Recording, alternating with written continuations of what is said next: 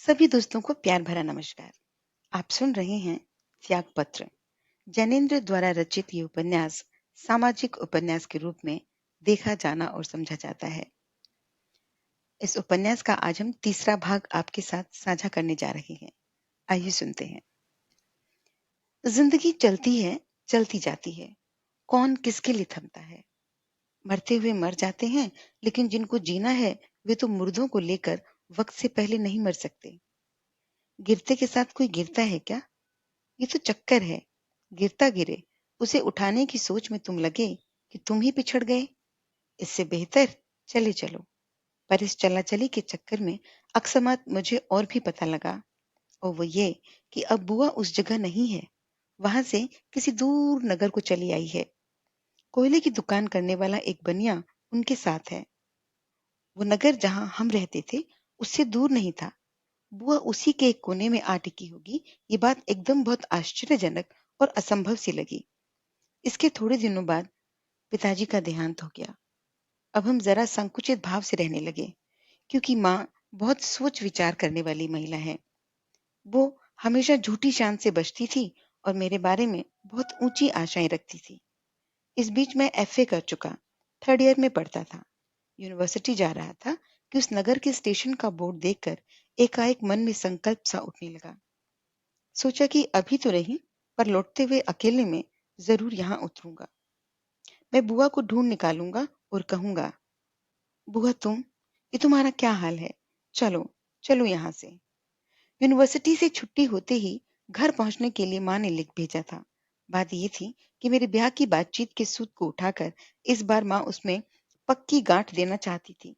लेकिन लौटते हुए रास्ते के स्टेशन पर उतरे बिना मुझसे नहीं रहा गया, और मैंने बुआ को खोज निकाला।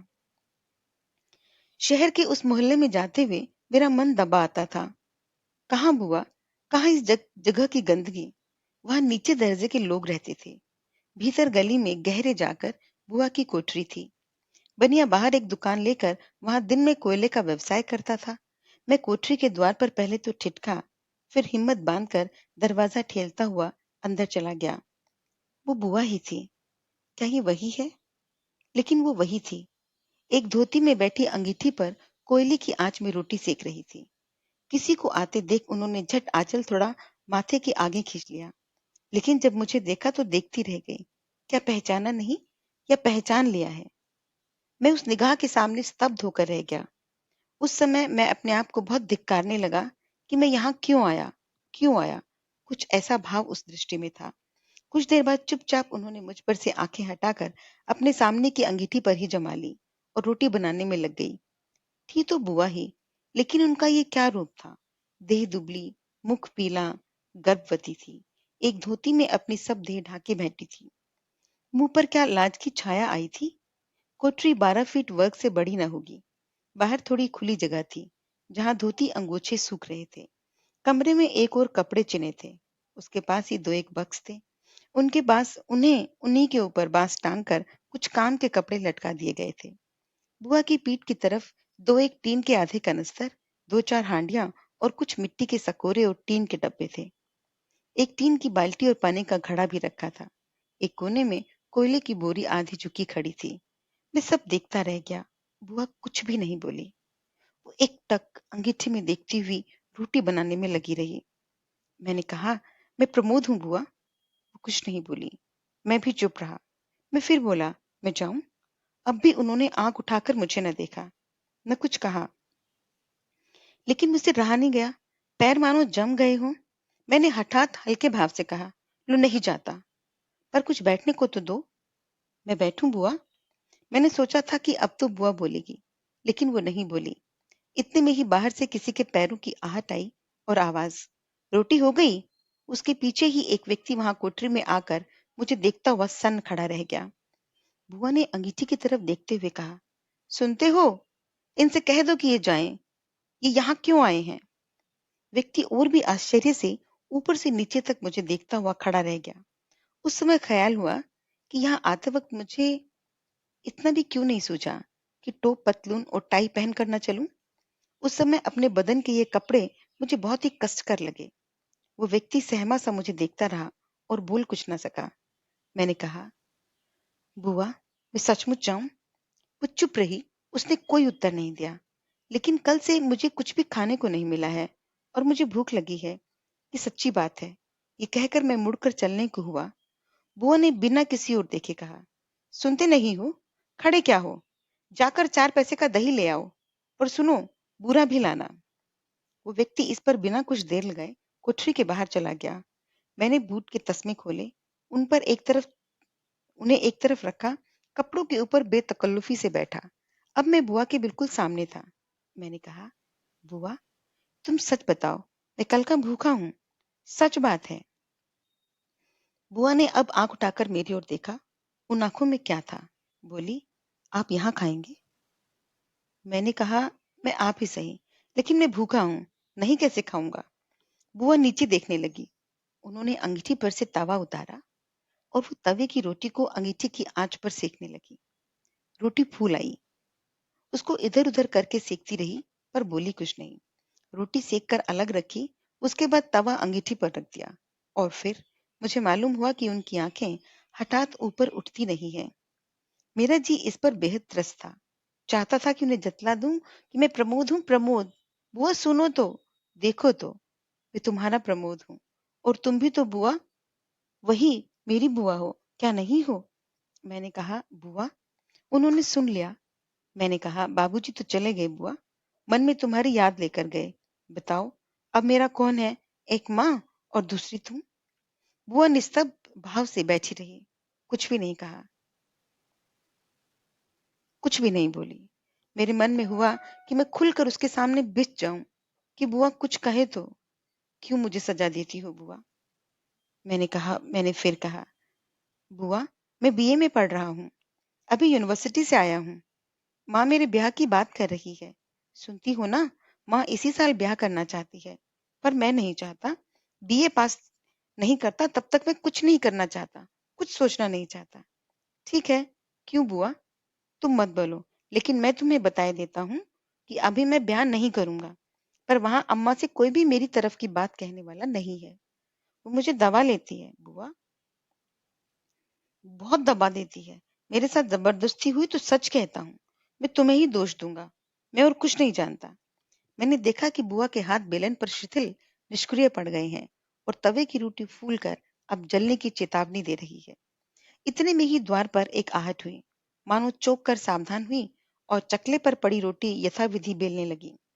उसी समय उस व्यक्ति ने आकर दही और बूरा बुआ के पास ला रखा। बुआ ने कहा, अभी दुकान पर बैठो, सुना, खाने के लिए थोड़ी देर में आना।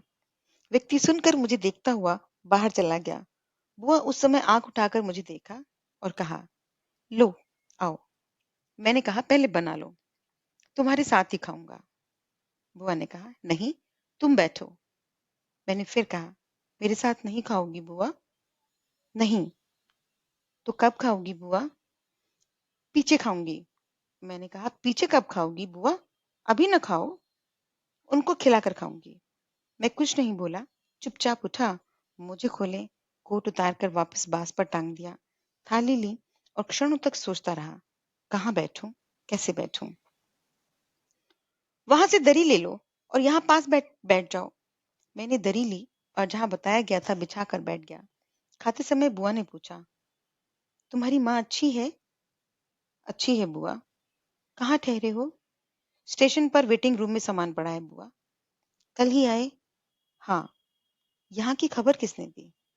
बस पता चल गया। कब जाओगे? जब तुम चलोगी बुआ, मैं तभी जाऊंगा। सुनकर जैसे बिजली छू गई, चेहरा उनका एकदम फक हो गया, लहू जम गया, निगाह नीचे डाल ली और बोली कुछ नहीं। मैं भी चुप रहा। थोड़ी देर बाद मैंने फिर कहा, बुआ, मेरे साथ चलोगी? बुआ ने इस बार मानो अत्यंत कठोर स्थिर भाव से मुझे देखते हुए कहा, कहाँ? मैंने कहा, कहाँ क्या? घर चलो। बुआ ने उसी भाव से मुझे देखकर कहा, माँ ने कहा है। नहीं, पर मैं तो कह रहा हूँ। ये सुनकर मानो उन्हें धीरज बंधा। उनके चेहरे का कठिन भाव कुछ कम हुआ आया। बोली, पहले शादी तो कर लो, तब घर बनेगा। उस समय कहने आओगे, तब मेरे सुनने का भी वक्त होगा। मैंने जोर से कहा, मेरा घर मेरा नहीं है तो किसका है बुआ? वो धीर भाव से बिना उत्तर दिए मुझे देखती रही। मैंने फिर पूछा, तो बुआ तुम नहीं चलोगी? बुआ इस पर कुछ मुस्कुराई और बोली, तुम तो कहते थे कि मैं बीए में पढ़ता हूँ, पर देखती हूँ तुमने सीखा कुछ नहीं। मैंने कहा, नहीं सीखा तो नहीं सही, लेकिन मैं तुम्हें घर लेकर जाऊंगा। बुआ ने कहा, अच्छा, पहले कुछ खा लो, फिर जो कर लेना। मैंने कहा, तुम्हें पता है बुआ, मैं 20 साल का अब हो गया हूँ, बालिग हूँ, घर का मालिक हूँ मैं। माँ है, माँ है तो मेरी माँ, मैं तुम्हें यहाँ कैसे रहने दूंगा बताओ? बुआ ने पूछा, तो तू जरूर ले चलेगा मुझे? जरूर ले चलूंगा बुआ। बुआ क्षण भर रुकी और फिर बोली, जरूर ले चलना। तो सुन, मैं नहीं जाऊंगी, मैं नहीं जा सकती। तुम मुझको नहीं जानते हो, मैं पति के घर को छोड़ कर आई हूँ। पति है, पर दूसरे पुरुष के आश्रय रह रही हूँ, उसके साथ रह रही हूँ। तुम न जानो, मैं जानती हूँ। तुम अपनी आंखें ढक लो, लेकिन मुझसे अपना ये सारा नहीं, नहीं, मैं नहीं जाऊंगी। मैंने फिर कहा, बुआ, नहीं, लेकिन मुझसे अपना ये सारा पातक निकल जाने को नहीं कह सकते तुम। जिनका साथ लेकर पति को छोड़ आई हूँ, उसको कैसे छोड़ दूं? उन्होंने मेरे लिए क्या नहीं त्यागा? बहुत त्याग दिया। उनकी करुणा पर मैं बची हूँ। मैं मर सकती थी, लेकिन मैं नहीं मरी। मरने को अधर्म जानकर ही मैं मरने से बच गई। किसके सहारे मैं उस मृत्यु के अधर्म से बची? जिसके सहारे बची, उसी को छोड़ देने की बात कहते हो मुझसे? मैं नहीं छोड़ सकती। मैं पापी नहीं हो सकती हूँ, मैं अधर्मी हूँ नहीं हूँ प्रमोद, पर उसके ऊपर क्या मैं अकृतज्ञ भी बन जाऊं? नहीं, नहीं प्रमोद, नहीं। तुम सब लोग मुझे मरा हुआ क्यों नहीं मान लेते? क्यों मुझे बार बार तंग करते हो? मैं सुनता रह गया। इस तरह की बातें मैंने बुआ के मुंह से कभी न सुनी थी। मालूम होता था ऐसा कोई भीतरी बल उनके इस जीवन को थाम भी रहा है, नहीं तो हर बार इस तरह अधमरी तो है ही। मैंने खाना खा लिया। बुआ भी खाना बना चुकी थी। उसी समय उनके गिनती के बर्तन धो मांज कर मुझसे उन्होंने कहा, सुनो, अभी तो नहीं जा रहे हो ना? अभी तो नहीं। तो एक काम करो, बाहरी दुकान है, वहां से उन्हें खाने के लिए भेज दो। तुम इतने 5 मिनट वहां बैठ जाना, फिर यहाँ आराम करके जाना हो तो दोपहर बीते जाना। मैंने बाहर आकर उस व्यक्ति को खाना खाने जाने के लिए कह दिया और स्वयं सोचने लगा कि इस कोयले की दुकान पर कहाँ बैठूं। एक टाट है जिस पर कोयला बिछा है, उस बिछावन पर मुझसे बैठा नहीं गया। मैं दुकान के आगे खड़ा होकर टहलने लगा। विचित्र मोहल्ला था। वहां दिन शायद ही कभी होता हो। दिन में रात होती थी, तो रात में जाने क्या होगा, पता नहीं। सटी सटी कोठरियां, कोठरियां क्या, दुकानें, और रात में वही ख्वाबगाह। किसी पर सस्ती बिसायत की चीजें हैं, तो किसी पर बासी साग सब्जी, और कहीं पर कुछ चुचके से फल रखे हैं। कहीं नाई, कहीं हाथ की मशीन ले दर्जी। बस, यहाँ आसमान भी एक गली बन जाता है, और काल की गिनती रातों के हिसाब से होती है।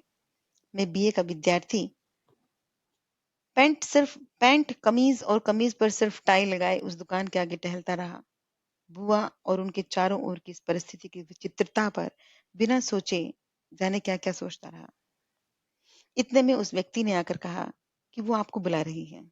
मैं चलने लगा, तब एकाएक लगभग मुझे बांह से पकड़कर रोकते हुए उसने कहा, 1 मिनट, बस 1 मिनट। ये कहकर मुझे वहीं छोड़कर लपकते हुए वो आगे बढ़ गया।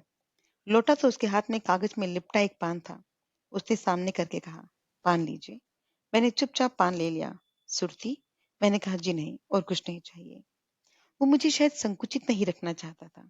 उसने अपनी बंडी की जेब में हाथ डाला, वहां से एक डिबिया निकालकर खोलकर मेरे सामने पेश करते हुए कहा, बनारसी सुरती है बाबू। मैंने कहा, मैं? रुपए सेर वाली है बाबू, खास बनारसी की दुकान की। मुझे याद नहीं रहा कि ठीक कितने रुपए सेर वाली वो सुरती थी। जरूर वो सुरती अच्छी ही रही होगी। उसके इनकार करने की उसे इनकार करने की लाचारी पर मैं कुछ लज्जित हो आया। मैंने कहा, जी मैं। व्यक्ति ने सदैव भाव से मेरी असमर्थता पर हंस दिया। मैं चला आया, आकर देखा कि कपड़ों का ढेर अपने स्थान से सरका दिया गया है, और नीचे गुदगुदा करने के लिए कई कपड़े डालकर उन पर एक नई सी सुजनी को ठीक ठीक बिछाने में बुआ लगी है। मुझे आते देखकर कहा, आओ, अब जरा लेट लो। मैंने कहा, तुमने खाना खा लिया बुआ? अभी खाती हूँ। तो खा लो। बस खाती ही हूँ। तुम यहाँ बैठो तो। मैं बिछी सुजनी पर आ बैठा। उन्होंने दूर से ही 2 तकिए मेरे सामने डाल दिए और कहा, लेट जाओ। मैंने कहा लेट जाऊंगा। इस पर बिना कुछ कहे वे अवशिष्ट झूठी थाली को मांजने लगी। मांजकर फिर उसी थाली में खाना परोस कर मुझे अपनी ओर देखते हुए देखकर बोली, आओ अब साथ दोगे खाना खाने में? मैंने कहा, मेरा साथ तो तुमने दिया नहीं बुआ, मैं क्यों दूं? बोली, तो मतलब अब तुम साथ नहीं दे सकते? मैंने कहा, देख लिया बुआ, तुम मेरा साथ नहीं चाहते। तुम्हारे साथ के लायक मेरा क्या मुंह है बेटा? कहकर वे थाली उठा एक कोने में चली गई। खा पीकर तभी के तभी बर्तन मांजने लगी। मैंने कहा, ये पीछे नहीं हो सकता? बोली, अभी 2 मिनट में सब हुआ जाता है। मैं उधर से आंख मोड़कर तकिया दबा करवट लेकर पड़ा रहा। उस समय मैं ये भूल गया कि मेरा आने वाला कल इस आज की ही भांति नहीं होने वाला है। जाने वो कैसा हो। भूल गया कि कुछ देर बीतते न बीतते मुझे इस परिस्थिति से अपने आप को तोड़ लेना है। ऐसा मालूम हुआ कि मैं यहाँ का हूँ, यहाँ ही होने के लिए हूँ, और इसके उधर-उधर मेरे कुछ भी स्वाभाविक नहीं था। कहाँ मेरा कॉलेज, कहाँ मेरे विवाह की बातचीत, और कहाँ माँ और मेरे अपने जीवन के मंसूबे। क्या वो सचमुच कहीं भी है? मानो कहीं कुछ न रहा। भविष्य की आवश्यकता मिट गई। जो है सब वही है, काल के अधीन है। ये तब ज्ञान ही न रहा। ऐसा भी अनुभव ना हुआ कि वाद विवाद द्वारा, प्रश्नोत्तरी द्वारा या फिर तफसील द्वारा भरने के लिए कोई भी अंतर हमारी परस्पर की स्थितियों के मध्य बचा हो। मानो सब कुछ ठीक है। हम दोनों का यहाँ इस विधि होना भी सब ठीक का ही भाग है। बिना त्रिकाल भेद के सदा सर्वदा वर्तमान है, उसी के निर्देश पर मानो वर्तमान में मैं यहाँ था। इसी जगनिंदी में मैंने सुना, सो गए क्या? करवट लेकर देखा, बुआ मेरे बिछावन के किनारे धरती पर बैठी पूछ रही है, नींद आ गई थी क्या? नहीं तो। नहीं आई तो जरा नींद ले लो। तुम्हें अब कुछ और काम है क्या? काम? कुछ और काम ना हो तो? काम की कमी नहीं है बुआ, लेकिन वो तो देखा जाएगा। तुम बताओ। बुआ, तुम यहीं बैठो, और तुम भी आज काम छोड़ दो। छोड़ तो दिया, और मैं बैठी भी हूँ। मेरे मन में उस समय बहुत से प्रश्न थे। आज जो बुआ की अवस्था है, उसके लिए वे स्वयं जिम्मेदार नहीं है। ये बातचीत पूरी तरह मेरा मन नहीं मानता। फिर भी इस अवस्था में भी बुआ के व्यवहार में कुछ ऐसी स्वाभाविकता थी कि मेरे लिए संभव ना हुआ कि मैं अपने अहम भाव में उन पर करुणा करूं। फिर क्या करूं? मैंने अवश भाव से कहा, बुआ। वो बोली, कहो कहो, रुक क्यों गए बेटा? मैंने अटक कर कहा, "अ, मेरी समझ में नहीं आता बुआ। ये जगह मुझे बड़ी बुरी मालूम होती है। जगह को कौन अच्छी कहता है, पर जगह तो है। कभी कभी जगह भर होने का ही सवाल बड़ा होता है। तुम साफ कहो ना प्रमोद, कि तुम्हारी समझ में क्या नहीं आता? कहकर वह जाने किस दृष्टि से मुझे देख उठी। वह दृष्टि मुझे भली मालूम नहीं हुई। मैंने कहा, तुम यहीं रहोगी बुआ, इसी जगह? कब तक? अभी तो इसी जगह हूँ। इसी कोठरी में मैं न रहूंगी तो और कौन रहेगा? ये कोठरियां तो आबाद ही रहेंगी। इनमें रहने लायक आदमी बहुत हैं। आगे का हाल मैं नहीं जानती। हाँ, समझती हूँ कि ज्यादा दिन मैं यहाँ नहीं रह पाऊंगी। कहाँ जाऊंगी, कौन जानता है? पर क्यों जाओगी बुआ? उन्होंने स्मित हाथ से कहा, तुम समझते हो ये आदमी जिसके साथ मैं रह रही हूँ मुझे ज्यादा दिन रख सकेगा? नहीं। मैं जानती हूँ एक दिन ये मुझे छोड़कर चला जाएगा। तब इस कोठरी से मेरे भी उठने का दिन होगा। जिस जिस स्थिर भाव से बुआ ये बात कह रही थी, उससे मानो मैं दबा आ रहा था। मैंने फिर पूछा, फिर तुम क्या करोगी बुआ? क्या करूंगी, ये मैं क्या अभी जानती हूँ?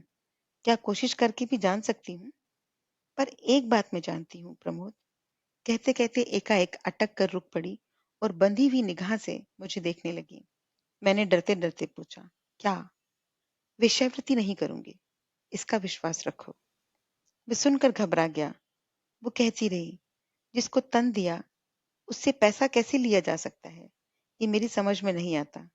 तन देने की जरूरत मैं समझ सकती हूँ, पर तन न दे सकूंगी। शायद ये अनिवार्य हो, पर लेना कैसा?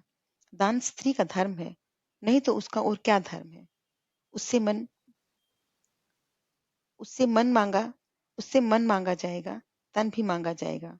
सती का आदर्श और क्या है? पर उसकी बिक्री? ना ना ना ना, ये मुझसे नहीं होगा। हालांकि मैं सोचती हूँ कि वे सब मुझे कह रही थी, ऐसा प्रतीत नहीं हुआ। बुआ मुझे सब कह रही थी, मुझे ऐसा नहीं लगा, पर मुझे ऐसा लगा मानो अपनी ही कल्पनाओं को उत्तर द्वारा निरुत्तर करना चाहती हो। मैंने उन्हें रोक कर कहा, बुआ नाराज मत होना, लेकिन मैं पूछता हूँ, ऐसे तुम क्यों होगी? तुम पति को छोड़कर क्यों आई बुआ? बुआ ने स्थिर भाव से मुझे देखते हुए कहा, तुमसे नाराज हो जाऊंगी, ये क्या तुम संभव समझते हो? पति को मैंने नहीं छोड़ा, उन्होंने मुझे छोड़ा है। मैं स्त्री धर्म को पतिव्रत धर्म मानती हूँ प्रमोद, उसका स्वतंत्र धर्म मैं नहीं मानती। क्या पतिव्रता को ये चाहिए कि पति उसे नहीं चाहता तब भी वह अपना भार उस पर डाले रहे? वो मुझे नहीं देखना चाहते थे। ये जानकर मैंने उनकी आंखों के आगे से हट जाना स्वीकार कर लिया। उन्होंने कहा, मैं तेरा पति नहीं हूं, तब मैं किस अधिकार से अपने को उन पर डाले रहती? पतिव्रता का ये धर्म नहीं है। बुआ, बुआ तुम क्या कह रही हो? मुझे कुछ समझ नहीं आ रहा। क्यों हुआ ऐसा? क्यों हुआ? यही तो तुम्हें बतला रही हूँ। ब्याह के बाद मैंने बहुत सोचा, बहुत सोचा। सोचकर अंत में ये पाया कि मैं छल नहीं कर सकती। छल पाप है। हुआ जो हुआ। ब्याहता को पतिव्रता होना चाहिए। उसके लिए पहले उसे पति के प्रति सच्ची श्रद्धा होनी चाहिए। सच्ची बनकर ही समर्पित हुआ जा सकता है प्रमोद। शीला के भाई को तुम जानते हो? इस प्रश्न पर मैं उनको देखता रह गया। उनका एक पत्र आया था। पत्र में कुछ विशेष नहीं था। यही लिखा था कि मैं अब सिविल सर्जन हूँ। शादी नहीं हुई, न करूंगा। तुम्हारा विवाह हो गया है। तुम सुखी रहो। मेरे लायक कुछ सेवा हो तो लिख सकती हो। उस पत्र को लेकर ही मैंने मन में सोच विचार का चक्कर चलाया था। मैंने जवाब में लिख दिया कि आपके पत्र के लिए कृतज्ञ हूँ, पर आइंदा आप कोई पत्र न भेजें। मैं सुखी होने की कोशिश कर रही हूँ। जवाब देने से पहले दोनों पत्रों का जिक्र तुम्हारे फूफा से कर देना जरूरी था। सुनकर उन्होंने कहा कि मुझसे कहने की कुछ जरूरत नहीं है। यही था तो मुझसे शादी क्यों की? कुछ देर बाद उन्होंने कहा कि मैं हरामजादी हूँ। मैंने कोई प्रतिवाद नहीं किया। उस दिन से तुम्हारे फूफा मुझसे किनारा करते चले गए। मुझे तो अब नाराज होने का अधिकार भी न था। उन्होंने मेरी परवाह छोड़ दी। मैं इस योग्य भी थी। उनकी परवाह का अधिकार मुझे क्या था? काम करती थी और जो मिलता उससे पेट भर कर पड़ी रहती। पर मुझे ऐसा लगा कि उनकी आंखों में मैं अब कांटा हूँ। इसकी वजह भी मुझे दिखी कि मेरी उपस्थिति उनको खटक रही थी। ये देखकर मैंने एक रोज उनसे जाकर कहा, मुझे आप चाहे तो घर से दूर कर सकते हैं। उन्होंने कहा, जाओ, अपने मैके चली जाओ। मैंने कहा, वहां से तो मैं कट कर आई हूँ। आपकी खुशी से तो मैं वहां जा सकती हूँ। आपकी नाराजगी में वहां जाना मेरा धर्म नहीं। उन्होंने कहा, फिर जो चाहे करो, जहां चाहे जाओ। मैंने पूछा, कहाँ जाऊं, क्या करूं? उन्होंने कहा कि जान न खा, दूर हो जा।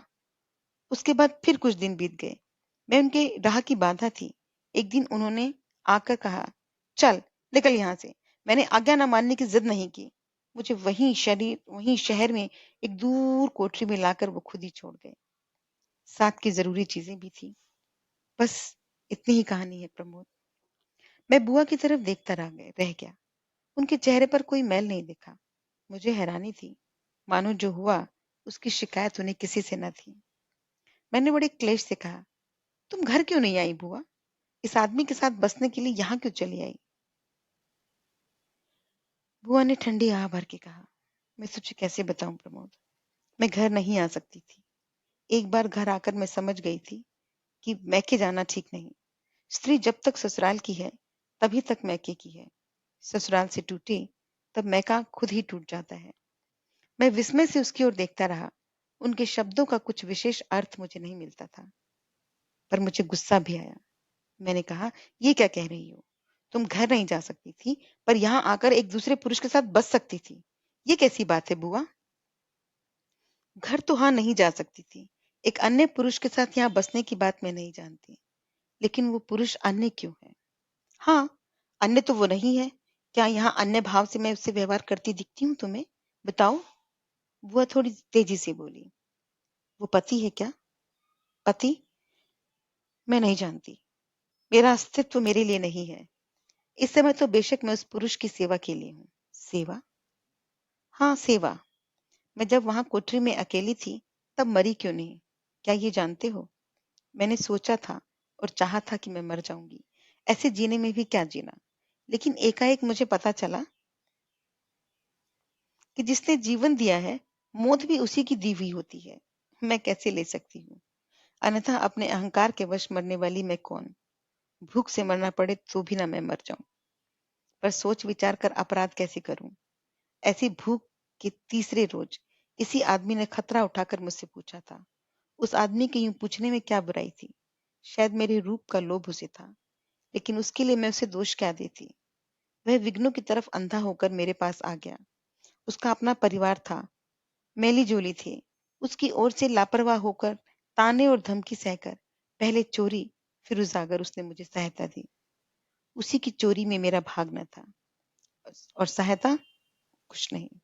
यही कि कोयला ला दिया, सीधा लाकर रख दिया, ढाढ़स की दो बातें कह दी। मैंने मौत से तो मुंह मोड़ लिया, पर उधर से मुंह मोड़कर जीने के संकल्प की ओर उन्मुख हुई, तभी सामने इस आदमी की सहायता आ गई। उससे मुंह मोड़ती किस न्याय पर? मैंने उस समय सहायता को कृतज्ञता के साथ अंगीकार कर लिया। प्रमोद, तुमने उसे देखा तो है। मेरे रूप का लोभ उस पर चढ़ता गया, नशा हो गया। मुझे उस समय उस पर बड़ी करुणा आई। मैं तुम्हें कैसे बताऊं? तुम बालक हो, लेकिन इस अभागे आदमी का मद उस पर इतना सवार हो गया कि मैं कह नहीं सकती। अपने परिवार को वो भूल गया, अपने कारोबार को भी भूल गया। मेरे लिए सब स्वाहा करने पर तुल पड़ा। एक रोज मुझसे बोला, चलो भाग चलें। मैं उसे बोध देती तो क्या वो सुनता? गर्म तवे पर उस जल की बूंद चटक कर छिटक रहती। वैसे ही मेरी ओर से कोई ठंडा बोध तब स्फोटी पैदा करता। मैंने उस बेचारे से पूछा, कहाँ चलोगे? बोला, जहां कहो। मेरी प्यारी, तुम मेरी सर्वस्व हो। जैसी मैं उसकी प्यारी थी और प्यारी हूं, वो मैं ही जानती हूँ। उसे अपने मुंह का ही प्यार था, लेकिन उसे इतना पता न था। उस समय मेरे जी की हालत मत पूछो। ऐसा त्रास मैंने बहुत कम पाया है। उसका प्रेम स्वीकार करने की कल्पना भी दुस्सह थी, पर उसका दायित्व क्या मुझ पर न था? और यह भी ठीक है कि उस समय उसका सर्वस्व मैं ही थी। मैं उसके हाथ से निकलती तो वो अनर्थ कर बैठता, अपने को मार लेता, या शक्ति होती तो मुझे मार देता। सच कहती हूँ, उस समय उस आदमी पर मुझे इतनी करुणा आई, मैं ही जानती हूँ। मैं उसके इस भ्रम को किसी भांति न तोड़ सकी कि मैं उसकी हूँ, उस पर मुग्ध हूँ। ऐसा करना निर्दयता होती। मेरे पास जो कुछ बचा था, मैंने सब उसे सौंप दिया। 1000-1200 ज्यादा का माल ना होगा। सब कुछ उसे देकर इस जगह का नाम मैंने सुझाया और कहा, दूर जगह है, वहीं चलो। जानते हो प्रमोद, इस जगह का नाम क्यों बताया? इसलिए कि मैं जानती थी कि जगह तुम्हारे पास है और एक ना एक रोज मैं तुम्हें जरूर देख पाऊंगी। मैं बुआ को देखता रह गया। मेरे भीतर जाने कैसे उथल पुथल मची थी। मैं नहीं जानता था कि मैं क्या चाहता हूँ। इस समय बैठी प्रलग नारी को घृणा करना चाहता हूँ या उसके प्रति कृतज्ञ होना चाहता हूँ। वो नारी अति निर्मम स्नेह भाव से मुझे देखती रही और कहती रही, लेकिन ये स्वप्न में भी न सोचा था कि खोजते हुए तुम मुझे पालोगे। सोचा ये था कि जब चित्त न मानेगा, तब अपने प्रयत्नों से दूर ही से तुम्हें देखकर जी भर लूंगी। प्रमोद, तुम मुझे घृणा कर सकते हो, लेकिन फिर भी मैं हूं तो तुम्हारी बुआ। मैं उस काल अत्यंत अवश हो गया। जी हुआ कि यहाँ से भाग जाऊं, लेकिन मैं जकड़ा बैठा रहा। मन पर बहुत भारी बोझ था। न क्रोध में चिल्लाया जाता था और न स्नेह के आवेग में रोया ही जाता था। शेष अगले अंक में। उम्मीद करती हूँ कि आपको ये कहानी पसंद आई होगी। सो अगले अंक में आपसे फिर मुलाकात होगी। तब तक अपना और अपने आप का और अपने आसपास के लोगों का सबका ख्याल रखें। टेक केयर, बाय बाय, हमेशा खुश रहें।